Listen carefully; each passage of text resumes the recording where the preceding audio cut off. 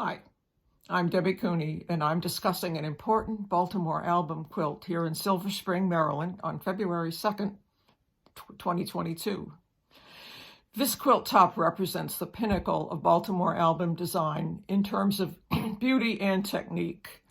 It is part of the Daughters of the American Revolution Museum collection, acquired with very little background information. Yet its origin is unmistakable thanks to the depiction of Baltimore landmarks. The craze for making such quilts lasted from about 1842 to 1858. One block here is dated 1846, so it's clear that near perfection was reached in the first few years of popularity. The name of the originator of these exuberant patterns is as yet unknown. The museum's curators had a sense that they might represent samples of the work of one person, or perhaps a small group, to be shown to potential buyers. Almost identical blocks are found on many other Baltimore albums, most made by about 1850. These samples may have been stitched together later, as no other quilt or top of 25 such crowded squares is known to exist.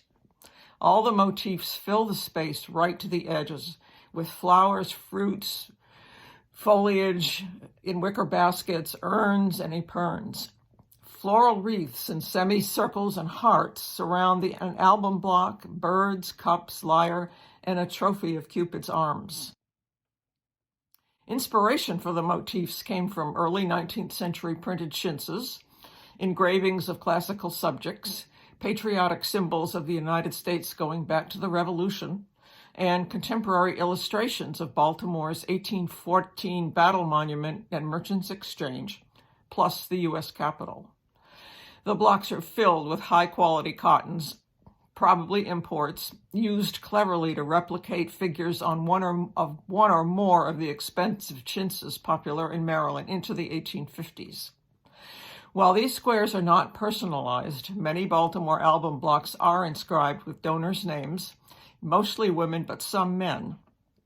Often dates and religious verses were included.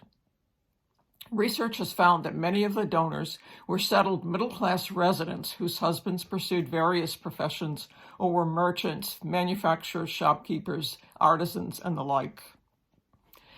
Blocks such as these probably were sold as kits, with the pieces all cut out and basted into place.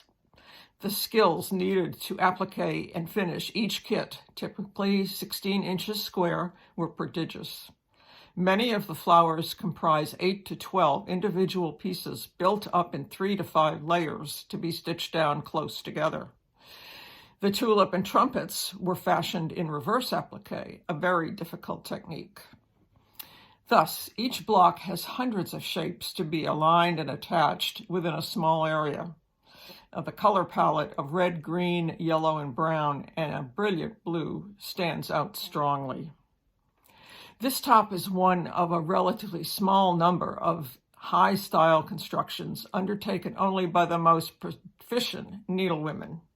More than 400 of these Baltimore albums of all skill levels have survived, and more are discovered every year.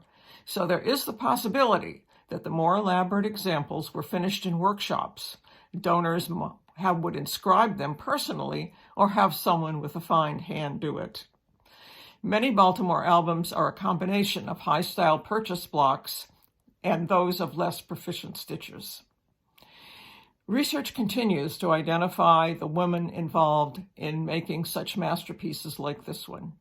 So far, only one name has surfaced, and her work began in the late 1840s, so she did not contribute to the style seen on this Baltimore album top of the DARs. But someday, an inscribed quilt or diary entry might be found that reveals the secrets.